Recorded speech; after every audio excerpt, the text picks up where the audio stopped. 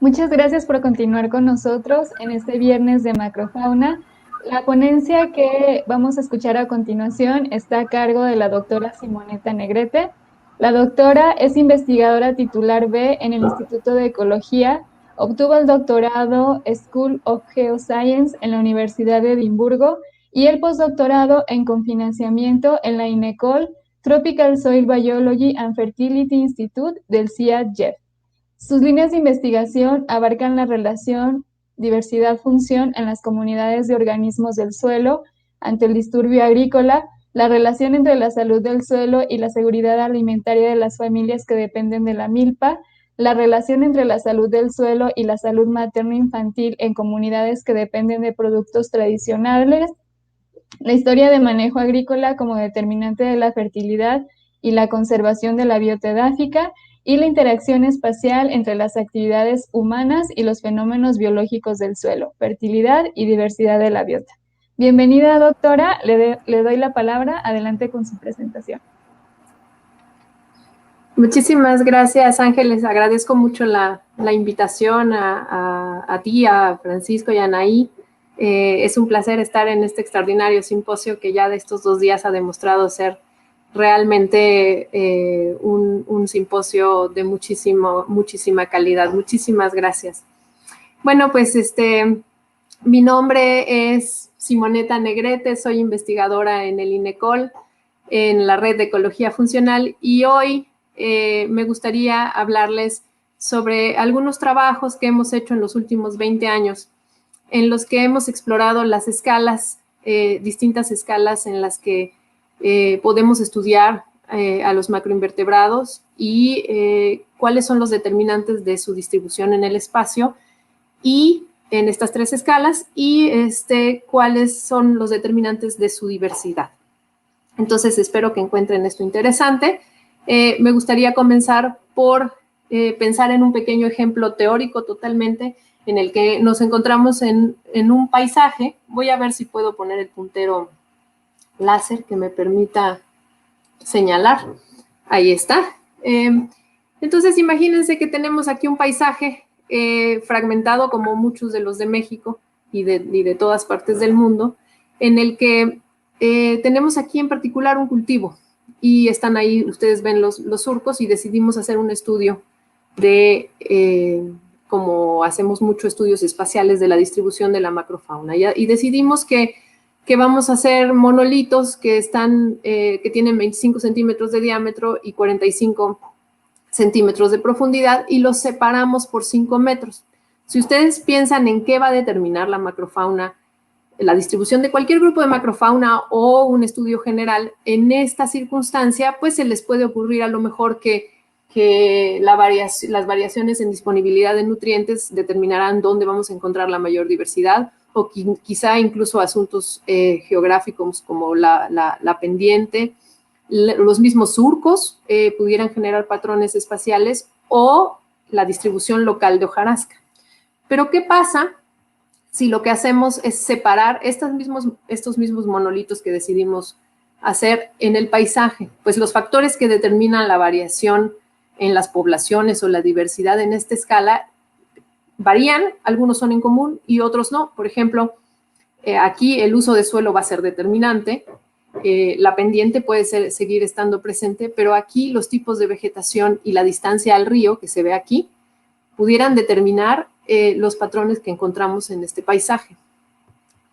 De tal modo que si pensamos en los datos, podemos encontrar que la relación que existe con la distancia entre ellos, que esto es una cosa que la gente que estudia fenómenos espaciales se pregunta mucho, va a cambiar en el espacio, vamos a encontrar como una señal muy ruidosa así, en la que claramente veamos que a medida que nos movemos en el paisaje, encontramos un gradiente que tiene que ver con la situación de pendiente en el paisaje. Por ejemplo, piensen en una montaña o en el río que está ahí, porque la humedad seguramente genera un gradiente. Entonces vemos que los valores, por ejemplo, de diversidad o de abundancia de algún grupo se comportan así, pero hay un ruido alrededor. Ese ruido, si quitamos el gradiente, se nos aplana este ruido, y lo que podemos ver es que a lo mejor hay patrones oscilantes de incremento y disminución de la diversidad o la abundancia de estos grupos que estamos estudiando. Estos patrones espaciales lo que generan son parches de abundancia. Entonces tenemos dos tipos aquí de distintos patrones en el espacio. Tenemos un gradiente y luego tenemos parches. Si explicamos con un modelo estos parches, quizá lo que nos quede ya es una nube residual de ruido que no podemos explicar. Pero entonces, en los estudios que les voy a mostrar, en muchos de ellos, lo que hicimos fue separar este tipo de patrones en distintas escalas para entender qué es lo que está determinando la distribución, sobre todo de la diversidad de los grupos de macroinvertebrados. Así pues, les voy a enseñar estudios diferentes que hemos hecho a lo largo del tiempo, en los que algunos están determinando cuáles son los patrones espaciales al interior de las parcelas. Otros están estudiando cómo varía la distribución de los macroinvertebrados en escalas de paisajes fragmentados, en los que el hombre ha hecho mucha intervención y se generan estos parches de distintos tipos de vegetación y de usos de suelo.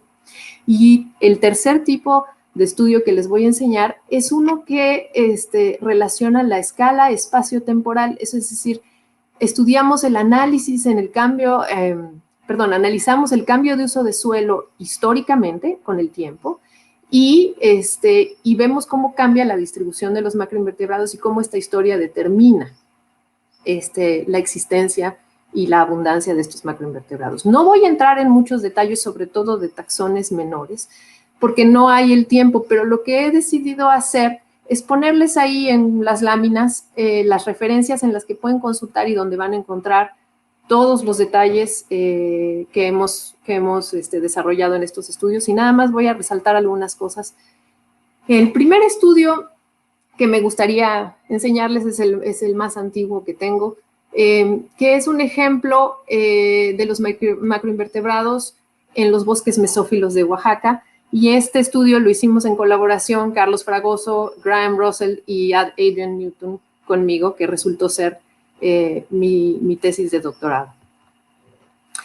Este estudio lo hicimos entre el 2000 y el 2001 en los bosques mesófilos de la Sierra Norte de Oaxaca, en el que lo que hicimos fue ubicar series de tiempo de bosques que llevaban distintos tiempos de haber sido talado. En esta región lo que sucede es que los bosques mesófilos no se talan completamente, sino se hace tala selectiva y se abren boquetes en el dosel, así. Entonces, esto ha ocurrido por los últimos 100 años o más ahora, y lo que estudiamos fueron sitios en los que ha ocurrido esto en distintos momentos en el pasado y luego se han dejado recrecer la vegetación secundaria formando series sucesionales, en nuestro caso porque escogimos series de 100, 75, 45 y 15 años que había ocurrido este tipo de intervención humana.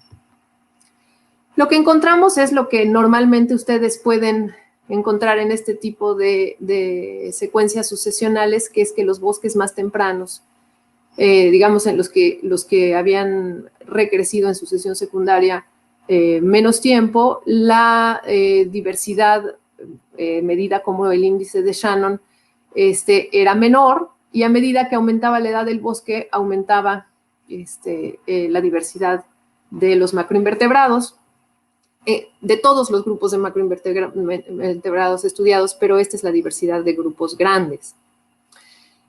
Pero lo interesante de este estudio es que así como subía o incrementaba la diversidad, también disminuía la variabilidad. Esta es la varianza de estos datos, y la variabilidad disminuyó a medida que aumentaba el tiempo de sucesión. Y este interesante patrón nos llevó a estudiar cómo variaba la diversidad en el espacio en estos bosques. Aquí ven, por ejemplo, una de las secuencias que estudiamos, y vimos que, por ejemplo, los bosques en una parcela, esta es una parcela que está estudiada con monolitos de cada 5 metros. En esta parcela, los macroinvertebrados estaban como en unas especies de parches de diversidad. Había zonas de diversidad más grandes, y otras con menos diversidad. Y a medida que aumentaba la edad del bosque, se iban cerrando y la diversidad alta era más homogénea, hasta que llegamos a un bosque de 100 años en el que prácticamente todos los monolitos que se extrajeron tenían una diversidad alta. Esto lo que nos llevó a pensar es decir, bueno, vamos a estudiar los grupos más abundantes y vamos a ver cómo están distribuidos en el espacio. ¿Qué pasa? Que cada uno de estos grupos, o sea, que existen islas de diversidad, eso quiere decir que todos los grupos son más abundantes en los mismos lugares porque son más propicios. Y lo que encontramos fue lo siguiente. Si ustedes ven las abundancias aquí de estos grupos que son de los que se encontraron más individuos, no es cierto que todos están en todos los bosques en las mismas abundancias. Esto nos llevó a pensar que quizá los patrones de distribución espacial de los macroinvertebrados no son tan simples como las pensamos. Y lo que decidimos fue estudiar cuáles de estos grupos que eran los más abundantes estaban, en cuál de los bosques estaban más agregados, es decir, que formaban parches. Todas las que son cruces son bosques en los que estos grupos están distribuidos en términos de abundancia de manera aleatoria. En cambio, los que tienen el número de la edad del bosque es porque se encontraban parchadamente. Y encontramos que en el mantillo, la mayor parte de los grupos principales estaban realmente emparchados en los bosques más viejos, más frecuentemente. Entonces, esto es lo contrario de lo que ocurría con la diversidad en general. Estaba más emparchada en los bosques más jóvenes y menos emparchada en los bosques más grandes, de mayor edad. Pero para los grupos individuales es justo lo contrario. Eso nos llevó a pensar lo siguiente, que es que existen zonas en las que los macroinvertebrados en los bosques mayores, de mayor edad, tienen zonas de preferencia y tienen abundancias mayores, pero no son las mismas zonas. Entonces aquí ven, por ejemplo, 6 grupos, en los que si ustedes ven las zonas blancas, que son las zonas donde están más abundantes estos grupos, no son las mismas donde están más abundantes los otros grupos. De tal manera que la diversidad está conformada por distintos grupos, aunque es alta en toda la zona. Esta es la misma zona, nada más que se hizo una intrapolación.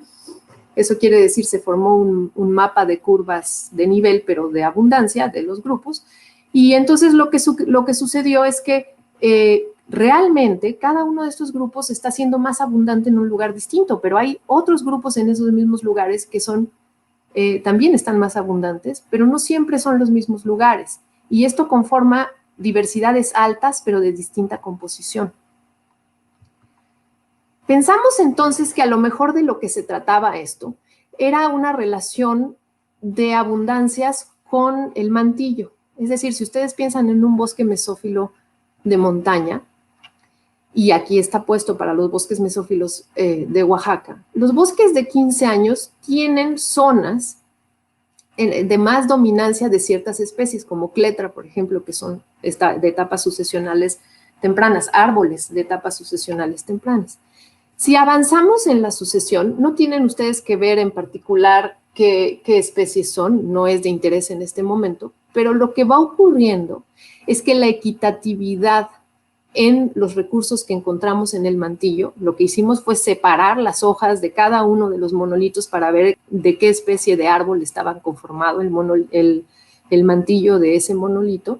Encontramos que realmente lo que estaba ocurriendo es que en las etapas sucesionales más tardías estaba distribuido más equitativamente el mantillo. Había mantillo de más tipos de árboles. Y entonces lo que nos hizo pensar esto es que tanto el área basal que cubren las distintas especies de árboles como el mantillo que producen generan como una especie de paisaje de parches de vegetación y del mantillo que producen, y que entre más diverso es el bosque, entonces lo que ocurre es que estos parches se vuelven más pequeños, porque la probabilidad de que un árbol de una especie se pegue con el árbol de esa misma especie es menor entre más especies hay, y entonces se vuelve más variado la distribución en el espacio del mantillo. Y por eso probablemente se nos ocurrió pensar que existía realmente una especie de ensamble de macroinvertebrados asociado a cada una de las especies de árboles, e hicimos un experimento. Uno de estos clásicos experimentos de trasplantes recíprocos de mantillo. Lo que hicimos fue poner debajo de la copa de cada uno de estos árboles, que son 3 especies de árboles, ahora los vamos a llamar Q, O y B, pusimos en unas canastitas como coladores de cocina, pusimos las hojas de otras especies y de sí mismos. Y aquí lo que les quiero enseñar es que la existencia de los distintos grupos es interesante porque, miren, esta es la distribución, la abundancia de estos. Aquí puse un ejemplo de 5 grupos. De estos 5 grupos, que son las arañas, los pseudoescorpiones, las larvas de los dípteros y las larvas de los coleópteros, en términos de abundancias generales, no son iguales en las distintas especies de árboles. Esto representa las abundancias en los monolitos naturales, es decir, es lo que hay debajo del árbol. Pero, ¿qué sucede si yo pongo las especies de hojas que no pertenecen a esa zona? Cambian estas abundancias para distintos grupos. Eso quiere decir que quienes están aquí abajo de cada uno de los árboles ya son una comunidad distinta, y uno, al meter las distintas especies de hojas, quienes invaden están supeditados a quienes están disponibles aquí. Esto nos enseña que existe lo que en inglés se ha llamado el home field effect, y eso significa que ya hay una comunidad con una composición de macroinvertebrados específica, desarrollada debajo de la copa de un árbol, que se ha desarrollado a través de la constante suministro de un cierto recurso con una cierta composición química que genera una cierta cadena trófica en ese lugar. Y por lo tanto las composiciones son distintas, lo que abona a nuestra hipótesis de que los bosques mesófilos de edades avanzadas están asociados a pequeños, digamos, parches que generan las copas de los árboles, y que esos parches están asociados a una diversidad muy alta de macroinvertebrados, pero no es la misma diversidad, no es la misma composición debajo de cada una de las copas de los árboles. Entonces, ahora les quiero mostrar otro estudio que hicimos entre el 2010 y el 2011, pero ahora en los bosques mesófilos de Veracruz. Lo que estudiamos, es un estudio muy bonito, y solamente les voy a mostrar una pequeña parte.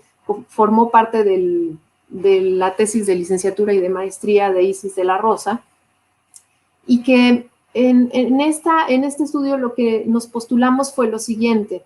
Entonces, si la diversidad se espera que sea, digamos que la diversidad de hojarasca se espera que sea mayor en los bosques maduros, por ejemplo, el bosque mesófilo maduro, espera uno una diversidad alta de hojarasca, y por lo tanto una diversidad alta de macroinvertebrados. Una menor en los bosques secundarios, y la más pequeña en pastizales. En Oaxaca no estudiamos pastizales porque no hay pastizales, pero la sucesión en Veracruz es en general a partir de pastizales abandonados. Pero al tiempo que esta diversidad de hojarasca y de macroinvertebrados disminuye, lo que ocurre es que el tamaño de los parches en los que están distribuidos los macroinvertebrados también debe incrementar. ¿Por qué?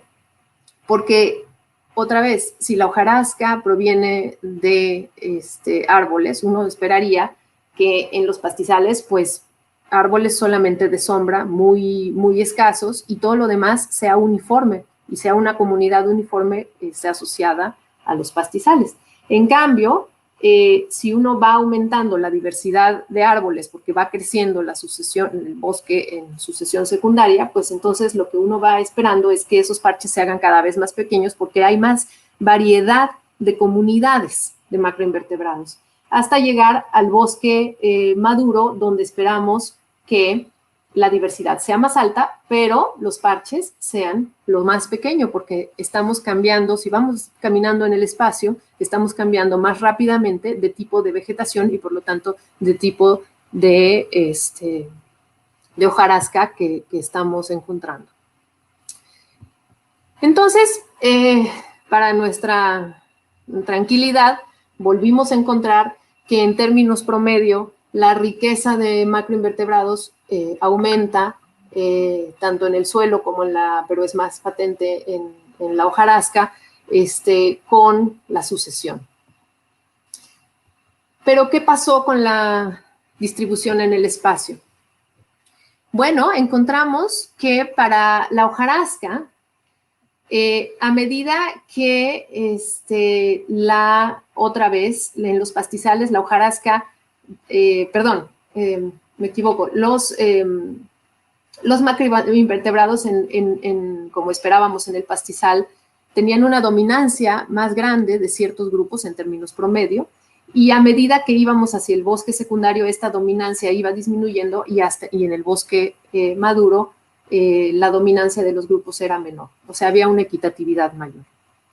¿Y qué pasó en el espacio? Bueno, encontramos que más grupos, aunque no tantos, en el bosque mesófilo maduro presentaban patrones espaciales. Esto que les estoy mostrando aquí son el caballito de batalla de la gente que estudia fenómenos espaciales, se llaman variogramas, y lo que, no quiero meter mucho detalle en esto, pero lo que significa es que si hay un patrón emparchado de distribución, encontramos que este gráfico tiene como una asíntota. Y justamente aquí abajo lo que tenemos es la distancia entre muestras, y esta es una medida de autocorrelación que se llama semivarianza, pero no nos vamos a meter en detalle. Lo único que tienen que ver es que cuando encontramos un variograma que se puede modelar como estos, hay un patrón espacial, si llega a una asíntota son parches, y si tiene una composición así como esta que crece y crece, probablemente se trata de un gradiente o un parche inmenso al que no llegamos al final. Entonces, en los bosques maduros encontramos más grupos que estaban emparchados en su distribución. En el bosque secundario encontramos solamente uno, y en el bosque secundario encontramos dos. Estos son todos los del bosque maduro, son 4. En el bosque secundario encontramos 2, y en el pastizal no encontramos ningún grupo de macroinvertebrados que tuviera una distribución espacial emparchada, o sea, su distribución era homogénea completamente.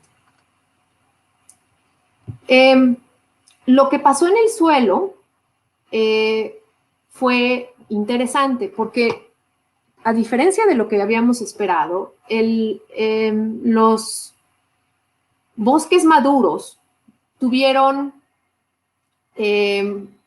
también 3 grupos de macroinvertebrados que presentaban una distribución parchada, pero los secundarios presentaron más.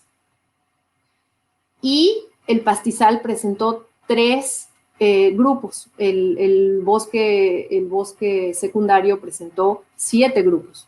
Esto nos llamó mucho la atención porque entonces nos preguntamos qué es lo que está determinando en los bosques secundarios que encontremos en el suelo más grupos que están formando parches y más que en el bosque mesófilo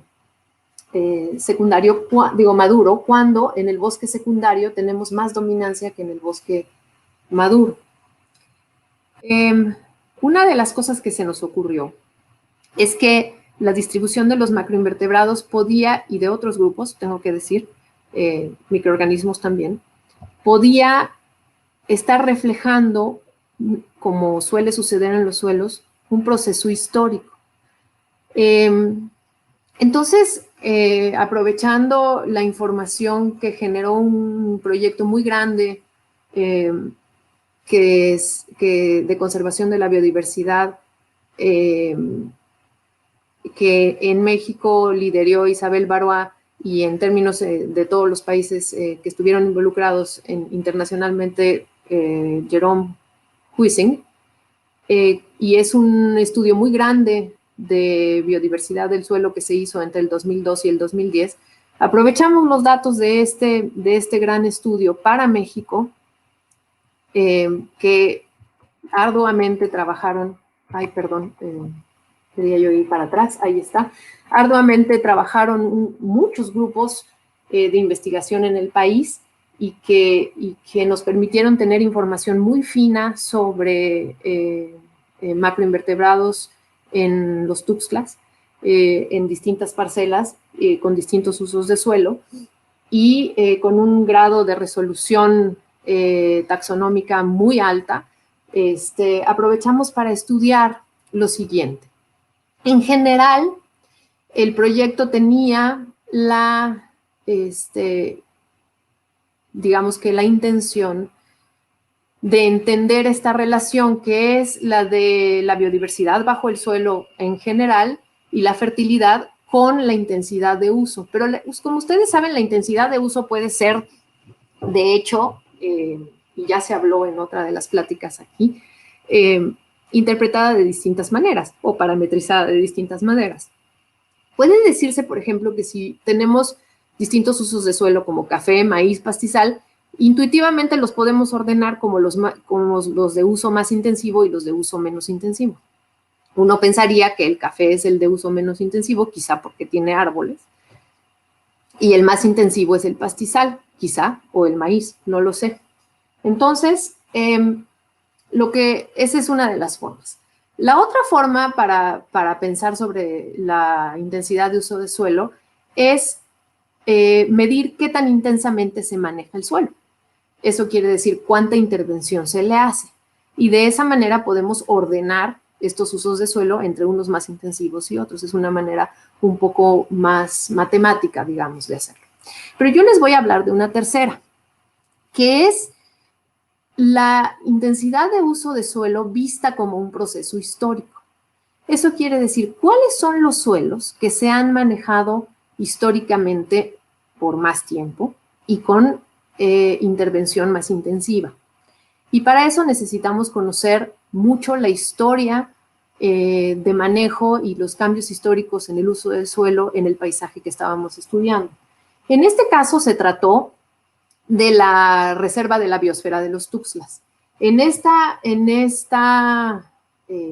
reserva, como ustedes saben, el uso del suelo ha ido cambiando históricamente mucho. Y, por ejemplo, aquí tenemos este de puntitos acá. Este es el límite de la reserva. Aquí está el lago de Catemaco, la Sierra de Santa Marta, y nosotros estudiamos 3 comunidades en la Sierra de Santa Marta en este proyecto.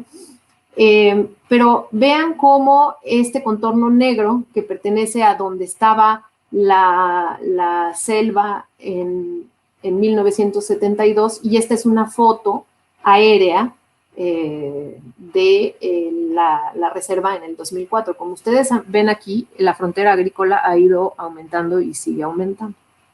Sigue avanzando, quiero decir, sigue avanzando.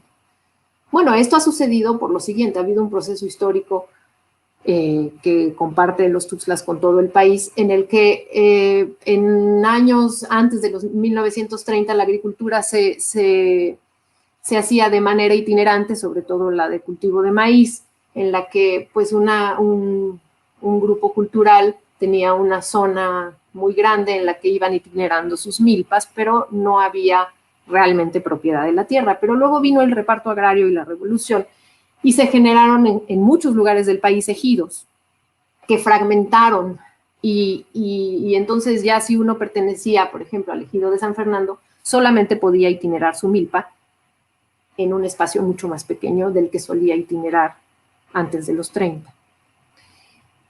Esto generó que el uso de suelo por parcela fuese más intensivo, porque regreso a la misma parcela o al mismo lugar, o alguien más cultiva el mismo lugar en menos tiempo. Finalmente, en un proceso sociopolítico posterior, desde los 1970 al presente, se han ido fragmentando los ejidos en terrenos individuales. Y eso lo que significa es que otra vez la probabilidad y la intensidad con la que se usa un terreno en el tiempo, que esa es la tercera dimensión de las que les quiero hablar, aumenta. En resumen, lo que sucedió en los Tuxtlas es lo siguiente: se atomizó la tierra fértil, la tierra de uso, y antes una persona tenía acceso a 46,000 hectáreas para cultivar. No eran suyas, pero podía cultivar en cualquiera de los sitios mientras no hubiera nadie más. Y ahora están cultivando en menos de 20 hectáreas.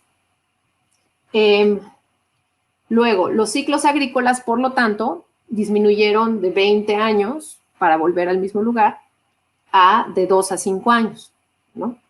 Y finalmente, un proceso que ocurrió concomitante con esto es que la diversidad de cultivos, que para nuestro caso es importante porque la diversidad de cultivos tiene que ver con la diversidad de macroinvertebrados, disminuyó en una milpa que se podían cultivar hasta 40 especies, ahora se cultivan de 1 a 3, la triada mágica, y no mucho más. Entonces, todas estas circunstancias, de las que ya no voy a hablar en mucho detalle, pero pueden encontrar en esta publicación todo el detalle del análisis de este histórico de cómo cambió el uso del suelo, encontramos que en los Tuxtlas existe la maravilla de que hay parcelas que tienen tiempos de manejo muy distintos.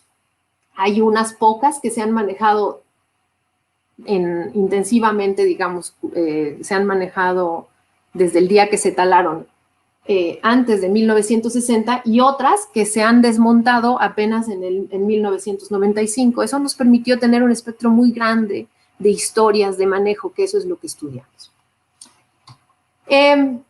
Una de las cosas que inicialmente hicimos y que nos habla mucho sobre las distintas escalas en las que los macroinvertebrados están y otros organismos están siendo, digamos que su variación está siendo determinada. Tenemos que hicimos una partición de la varianza. Eso quiere decir, ¿cuánto varía las poblaciones de estos macroinvertebrados? ¿En qué escala? Entonces, consideramos, por ejemplo, que las diferencias entre ejidos, o sea, en una escala muy grande de montaña, explican hasta el 40% de su variación en poblaciones. Estamos hablando de lo que ocurre en lugares muy distintos.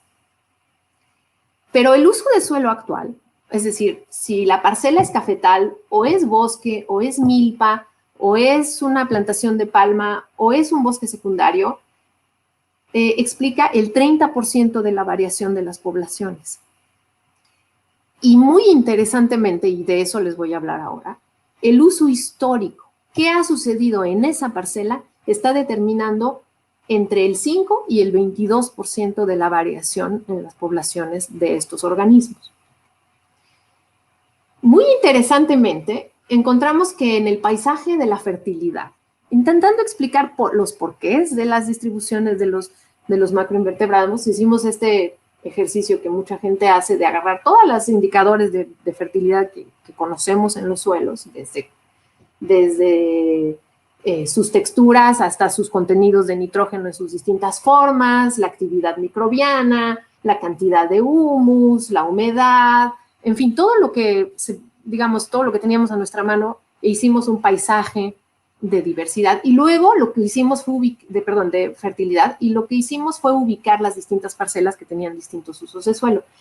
Y las parcelas se acomodaron en una especie de gradiente de fertilidad en las que claramente, con más frecuencia, los bosques tenían las fertilidades más altas. Por ahí en medio estaban los sistemas agroforestales como el café y la plantación de palma. Y al final, junto con los pastizales, y al final, en los terrenos menos fértiles, estaban las milpas. Eso nos llamó la atención. Y curiosamente encontramos varios patrones promedios como este. Aquí nada más les puse a las hormigas. La riqueza de especies de hormigas disminuye en ese gradiente. Ojo que el pastizal queda hacia el final, cuando en este gradiente no está al final. Hay una inversión aquí.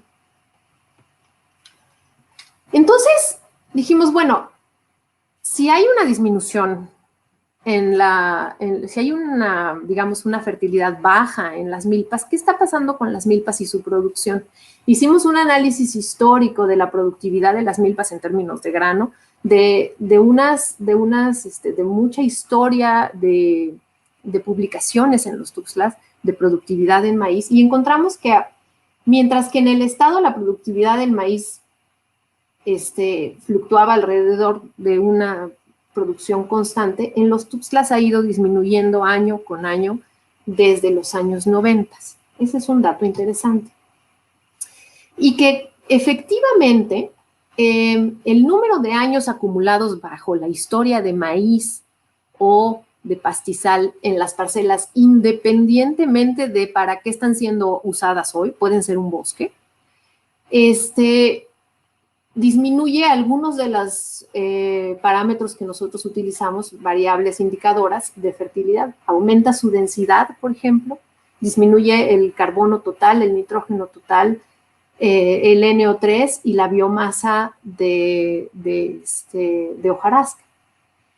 Eso nos da unas ciertas explicaciones sobre el por qué la historia es importante, porque hay un legado en las condiciones físico-químicas en el suelo y en la materia orgánica de los suelos que no se borra, porque estamos hablando de parcelas que hace 40 años, por ejemplo, fueron utilizadas para maíz o pastizal y hoy en día ya no lo son y sin embargo todavía podemos ver esas huellas. Y esas huellas, llegamos a lo que estábamos aquí, esas huellas se ven en las poblaciones y la riqueza de especies de cada uno de los grupos de macroinvertebrados que se estudiaron en este estudio. Las familias de coleópteros disminuyen con la cantidad de años que se fueron utilizadas las parcelas como maíz o para pastoreo. Disminuyen los quilópodos en su riqueza, las hormigas en su riqueza y las especies de termitas. Y esto, lo que es interesante, es que es independiente del uso de suelo actual. Esto significa que también existen legados del uso histórico en los macroinvertebrados y su riqueza, la riqueza de sus ensambles de especies o de familias. Y con esto termino. Me gustaría creer que los he convencido de que la diversidad de macroinvertebrados suele ser alta en los bosques conservados y esta diversidad es uniformemente alta en el espacio, que en la escala de parcela la diversidad se asocia con ensambles distintos que siguen el emparchamiento de los recursos, particularmente el mantillo de distintas especies de árboles, a lo que se le ha dado por llamar en inglés el home field effect, y que en la escala de paisaje los cambios en las diversidades específicas están asociados no solo a las fluctuaciones de las condiciones físico-químicas del suelo que todos conocemos, y los mosaicos de uso de suelo, que eso es lo que se ha estudiado muy profundamente, sino también a claros legados que deja el uso del suelo histórico en escalas temporales de al menos 100 años, que son las que nosotros estudiamos en los Tuxtlas. Y con esto termino y agradezco mucho nuevamente la invitación y bueno, parece ser que hay una pregunta por ahí que con todo gusto contestaré. Doctora Simonetta, muchas gracias por su presentación. Vamos ahora a un comentario y una pregunta de la audiencia. Norma Navarrete comenta que su trabajo es muy completo, muchas felicidades. Y Angie Sánchez le cuestiona, ¿a qué otro factor se le podría atribuir la abundancia de microfauna aparte de la hojarasca? Esa es una muy buena pregunta. Nosotros no pude presentar aquí todos los resultados de todos estos estudios, pero nosotros pensamos que no solo presenté los resultados de macroinvertebrados. Hay otros grupos que fueron estudiados también y que también presentan importantes variaciones en el espacio, pero Hay variaciones en las condiciones de humedad, temperatura, textura y otras fisicoquímicas del suelo que determinan muy claramente las poblaciones de macroinvertebrados de los distintos grupos, y para cada grupo es distinto. Por ejemplo, las termitas, que son un grupo muy particular, tienen requerimientos muy particulares de temperatura y humedad. Y en zonas más altas, que también las estudiamos en los Tuxtlas, la riqueza de sus grupos es mucho menor que en las zonas más bajas, por ejemplo, ¿no? Entonces, hay variaciones, sobre todo en la escala de paisaje, que determinan mucho la riqueza específica de cada uno de estos grupos. En esta presentación no enfoqué eso, pero pues si tiene la curiosidad, le invito a leer la publicación que tenemos por ahí para ver más detalles, ¿no? Que no se refieran a los recursos de materia orgánica. Doctora, otra pregunta. ¿Tuvieron la oportunidad de clasificar los suelos con los que trabajaron? ¿Qué grupos de suelos utilizaron en su estudio? Sí, están clasificados los tipos de suelos, son suelos distintos en las distintas, bueno, es que no sé de cuál de los 3 estudios que presenté me estás preguntando, pero lo que ahora sí puedo decir con claramente, la variación en los tipos de suelo más grandes se encontró en los Tuxtlas porque estudiamos distintos sitios de la montaña que tenían distintos tipos de suelo. Ahora mismo no recuerdo los suelos, perdóname, pero sí, fueron distintos los tipos de suelo y sí se hicieron perfiles en cada una de las comunidades en las que se estudió y están caracterizados los tipos de suelo, y claramente ese es un factor fundamental. En los bosques mesófilos de Oaxaca y en los de Veracruz, los suelos de los sitios que se estudiaron, como eran bastante cercanos, los suelos eran iguales, uniformes entre los distintos sitios estudiados. Pero no recuerdo, perdóname, qué suelos en particular eran. Doctora Negrete, ¿y puede relacionar propiedades derivadas de estos procesos históricos de uso de los suelos con las diferencias de macroinvertebrados que encontraron, por ejemplo, digamos, algunos suelos que tuvieran piso de arado, no sé, que fueran más ácidos, algo así, ¿no? Como derivado de ese uso que tuvieron? Sí, una de las claras candidatos, claro que esto fue un estudio observacional, entonces causas y efectos no sabemos, pero correlaciones sí.